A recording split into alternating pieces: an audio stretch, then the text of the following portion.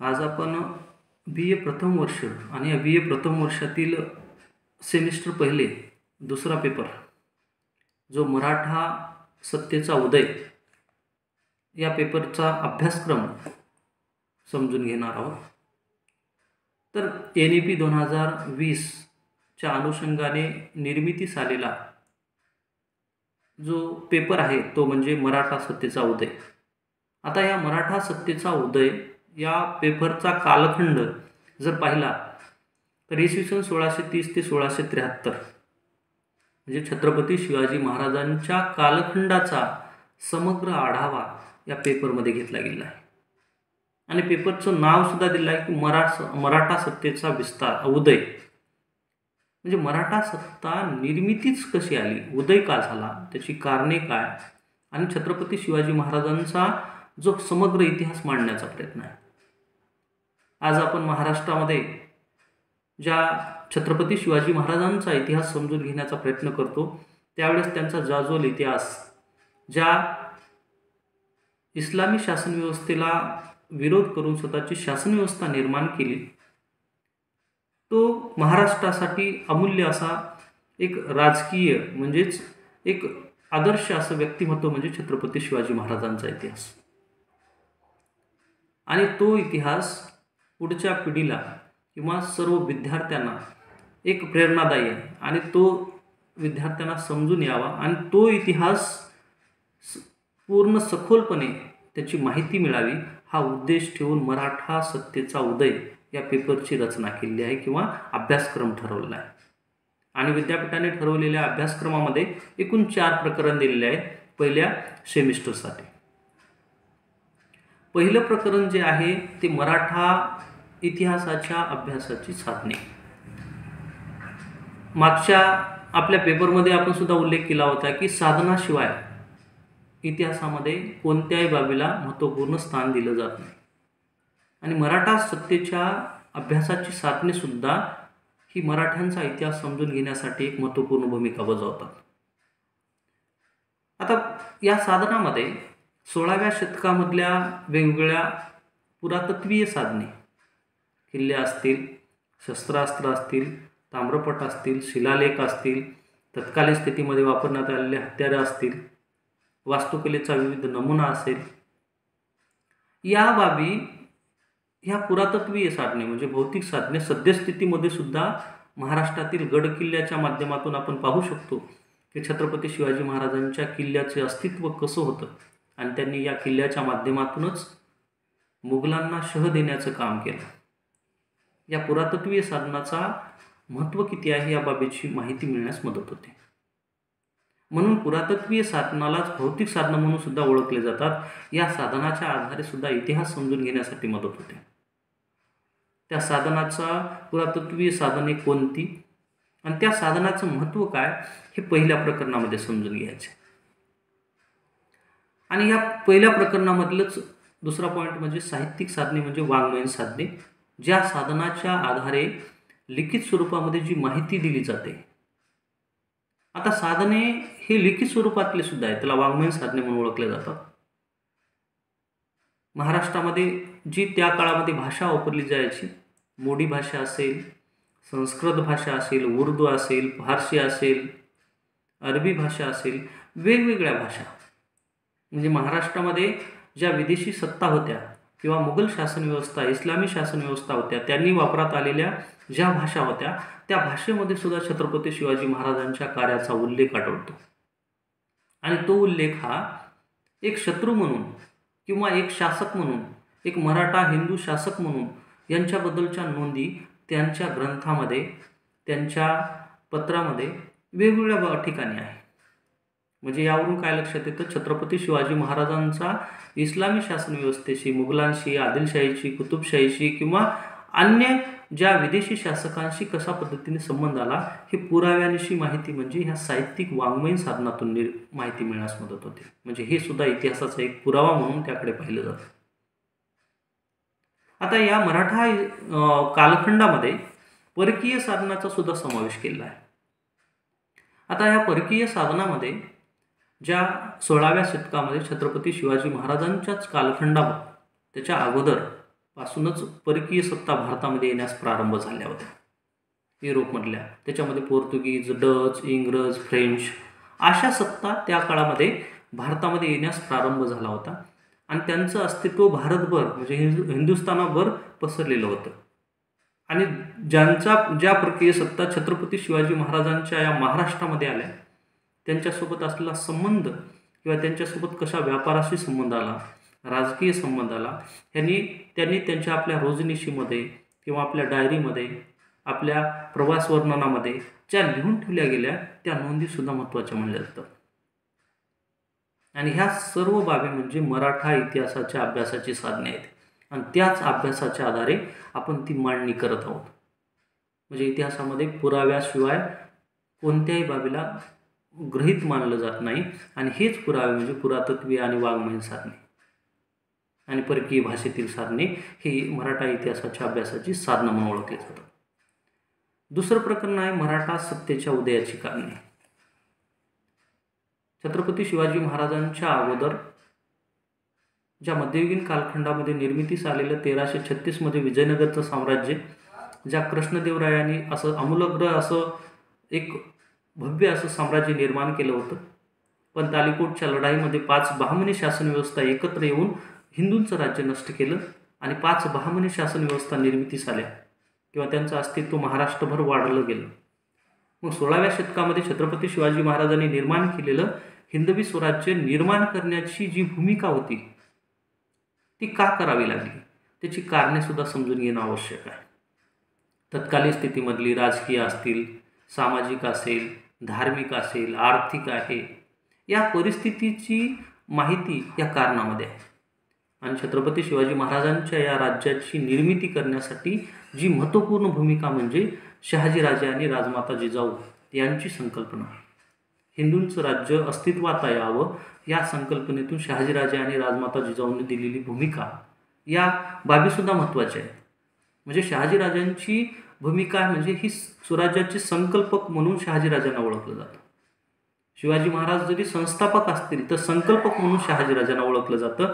आणि राजमाता जिजाऊ यांची प्रेरणा, या दोनही व्यक्ती ज्या छत्रपती शिवाजी महाराजांच्या स्वराज्य निर्मितीचा पाया म्हणून त्यांना ओळखला जातो, त्या बाबीची माहिती पाहणार आहोत. आणि प्रकरण जे तिसरं प्रकरण आहे, यामध्ये छत्रपती शिवाजी महाराजांनी निर्माण केलेलं स्वराज्य किंवा निर्माण करत असताना ज्या 5 बहामनी शासन व्यवस्थेपैकी आदिलशाही असेल, या आदिलशाहीशी संबंध कसा आला? कारण दक्षिणेमध्ये 5 बहामनी शासन व्यवस्था आणि उत्तरेमधल्या मुघल शासन व्यवस्थेचा विस्तार वाढण्यास प्रारंभ झाला होता. आणि या सर्व 5 बहामनी शासन व्यवस्था मुघलांशी शह देऊन स्वतःचं राज्य निर्माण करणं हे त्या काळातली एक साधी आणि सहज बाब नव्हती. त्यावेळेस सर्वप्रथम छत्रपती शिवाजी महाराजांना आदिलशाहीशी लढा द्यावा लागला आणि त्यांच्याशी आलेला संबंध म्हणजे जावळीचं प्रकरण.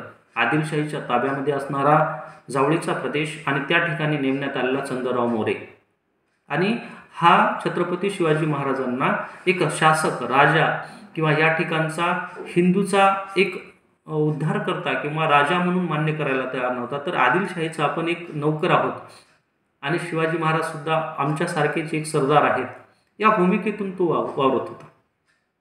आणि शिवाजी महाराजांनी सर्वप्रथम जावळीचे प्रकरण आणि या जावळीच्या चंद्रराव मोऱ्यांचा पराभव करून एक स्वतःचं अस्तित्व म्हणजे एक वेगळी छाप निर्माण केली. आणि ही बाब जेव्हा ज्या आदिलशाही दरबारामध्ये पसरली त्यावेळेस छत्रपती शिवाजी महाराजांचा बंदोबस्त करण्यासाठी अफजल खानासारखा एका बलाढ्य अशा सरदाराची नेमणूक केली गेली. आणि जी स्वराज्याची संकल्पना आहे किंवा स्वराज्य निर्मितीची संकल्पना घेऊन उदयास आलेलं अस्तित्व किंवा व्यक्तिमत्व म्हणजे छत्रपती शिवाजी महाराज, त्यांनाच नष्ट करून टाकण्याचा प्रयत्न म्हणजे अफजल खानाची घटना किंवा प्रसंग आहे. आणि या अफजल खानाच्या घटनेमध्ये प्रतापगडाच्या पायथ्याशी अफजल खान आणि छत्रपती शिवाजी महाराजांमध्ये झालेली भेट आणि या भेटीतून जे दगाबाजी किंवा त्या काळात झालेला हल्ला, आणि हा हल्ला छत्रपती शिवाजी महाराजांनी अफजल खानाचा जो पराभव करून, वध करून, त्यांना मारून एक स्वतःचं अस्तित्व म्हणजे स्वराज्यावर किंवा स्वतःवर आलेलं संकट कशा पद्धतीने गनिमी कावा पद्धतीने निभावून लावण्याची कला किंवा मराठ्यांची आहे किंवा मराठाचं स्वतंत्र अस्तित्व दाखवण्याचा प्रयत्न हा अफजलखानाच्या घटनेवरून आहे. म्हणजे आदिलशाहीसोबत सर्वप्रथम आदिलशाहीने शिवाजी महाराजांचं स्वराज्यच नष्ट करून टाकणं, अस्तित्वच नष्ट करण्याचा प्रयत्न केला, त्याला बिमोड केला. आणि त्याच्यानंतर आहे ते पन्हाळ्याचा प्रसंग. आणि या पन्हाळ्याच्या प्रसंगामध्ये सुद्धा छत्रपती शिवाजी महाराजांची जी भूमिका आहे, स्वराज्य कसं अस्तित्वात यावं आणि स्वराज्य टिकवून कसं राहावं यासाठी केलेले प्रयत्न आणि त्यांना मिळालेल्या मावळ्यांची साथ, या सर्व घटना म्हणजे छत्रपती शिवाजी महाराजांच्या प्रारंभिक कालखंडामध्ये आदिलशाहीशी संबंध कसा आला. मग याच्यानंतरचं शेवटचं प्रकरण, चौथं प्रकरण आहे ते म्हणजे छत्रपती शिवाजी महाराजांचं मुघलांशी संबंध. आदिलशाहीसारख्या सत्तेला छत्रपती शिवाजी महाराजांनं आलेले संकट आदिलशाहीचे परतावून लावले. ही बाब म्हणजेच दक्षिण भारतामध्ये स्वतःचं अस्तित्व निर्माण करणारी बाब म्हणून ओळखली जाऊ लागली. आणि ही बाब तत्कालीन स्थितीमध्ये मुघल शासन व्यवस्थेचा प्रमुख असणारा बादशाह औरंगजेब यांना लक्षात आलं की 5 बहामनी शासन व्यवस्था नष्ट करून स्वतःचं अस्तित्व निर्माण करावं या भूमिकेत असणारा औरंगजेब, आणि तसं त्यांनी या 5 बहामनी शासन व्यवस्थेला नष्टसुद्धा करून टाकलेलं होतं. तसंच मराठा सत्ता ही उदयास येत होती, ही नवीन येणारी सत्तासुद्धा राहू नये आणि भारतभर स्वतःची शासन व्यवस्था असावी या भूमिकेतून त्यांनी आक्रमक भूमिका राबवण्याचा प्रयत्न हा मुघलांनी केला, म्हणजेच औरंगजेब बादशाहाने केला. छत्रपती शिवाजी महाराजांच्या विरोधात पाठवण्याचं काम म्हणजे शाहिस्तेखान याला औरंगजेबाने आपला स्वतःचा मामा याला मोहिमेवर पाठवलं आणि शिवाजी महाराजांना कोंडीत पकडून त्यांचं राज्य नष्ट करणं या भूमिकेतून शाहिस्तेखानाला पाठवलं. पण शाहिस्तेखान यांचा पराभव करून त्यांच्यावर हल्ला करून शिवाजी महाराजांनी त्यांना परतावून लावलं. आणि शेवटी शाहिस्तेखानाने जी आक्रमक भूमिका राबवली होती, या ठिकाणच्या जनतेवर अतोनात हाल केले होते, याचा एक परतावा किंवा त्याच्यातून जी भारतीय म्हणजे या महाराष्ट्रातल्या लोकांचे हाल झाले, आर्थिक असेल, सामाजिक असेल, धार्मिक असेल, जी विदारक परिस्थिती शाहिस्तेखानाने निर्माण केली होती, त्याचा एक परतफेड म्हणजे त्याला त्या बाबीला विरोध म्हणून ज्या औरंगजेबाचं प्रमुख व्यापाराचं शहर होतं सुरत, या शहरावर हल्ला केला आणि त्या ठिकाणची संपत्ती लूट केली. यावरून ज्या शासन व्यवस्थेने मराठा शासन व्यवस्था नष्ट करण्याचा प्रयत्न केला, त्याच्या विरोधात छत्रपती शिवाजी महाराजांनी त्यांचे व्यापारी स्थळ किंवा आर्थिक बाब नष्ट करून स्वतःच्या साम्राज्यामध्ये एक पकड निर्माण करण्याचं काम सुद्धा केलं होतं. मग छत्रपती शिवाजी महाराजांचं हे आक्रमक नीती, युद्धनीती आणि जी स्वराज्याची संकल्पना ही लक्षात आल्यानंतर औरंगजेब बादशाहाने त्यांना भेटीचं आमंत्रण म्हणजे एक निमंत्रण दिलं आणि त्यांना भेट घेण्याचं ठरवलं गेलं. आणि त्याच भेटीचा एक प्रसंग म्हणजे आग्रा भेट. शिवाजी महाराजांना आपल्या राज्यामध्ये बोलून त्यांच्याकडून आपलं अस्तित्व म्हणजे आपलं स्वतःचं स्थान हे म्हणजेच आधिपत्य मान्य करायला लावणं, ही भूमिका कोणाची होती तर औरंगजेब बादशाहाची होती.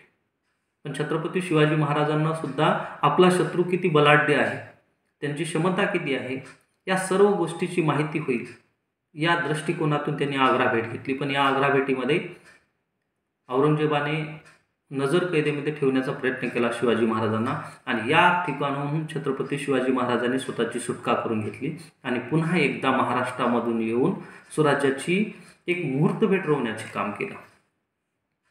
त्यानंतर स्वतःचा राज्याभिषेक करून घेतला आणि स्वतःचं अस्तित्व निर्माण करणारा हा हिंदू शासक जो 16व्या शतकामध्ये, मग औरंगजेबाला सुद्धा लक्षात आलं की एक स्वतःचं राज्य निर्माण करणारा छत्रपती शिवाजी महाराजांची नीती ही त्याला मान्य करावी लागली आणि शेवटपर्यंत छत्रपती शिवाजी महाराजांना त्यांनी विरोध करणं किंवा शह देणं याचा प्रयत्न केला.